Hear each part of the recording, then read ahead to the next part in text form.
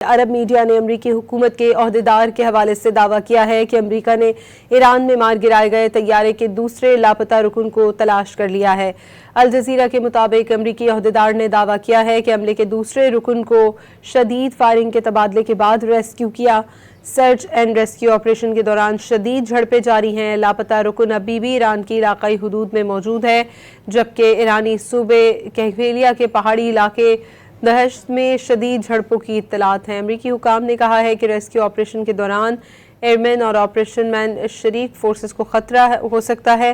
ایران نے جمعے کو امریکی F-15E طیارہ مار گرایا تھا، جس کے بعد حملے کے 2 رکن لاپتہ ہو گئے تھے۔ ایرانی حکام نے پائلٹ کو پکڑنے پر $66,000 انعام مقرر کیا تھا۔ امریکہ نے حملے کے ایک رکن کو پہلے ہی ریسکیو کر لیا تھا۔ عرب میڈیا نے امریکی حکومت کے عہدیدار کے حوالے سے دعویٰ کیا ہے کہ امریکہ نے ایران میں مار گرائے گئے طیارے کے دوسرے لاپتہ رکن کو تلاش کر لیا ہے۔ الجزیرہ کے مطابق امریکی عہدیدار نے دعویٰ کیا ہے کہ حملے کے دوسرے رکن کو شدید فائرنگ کے تبادلے کے بعد ریسکیو کیا۔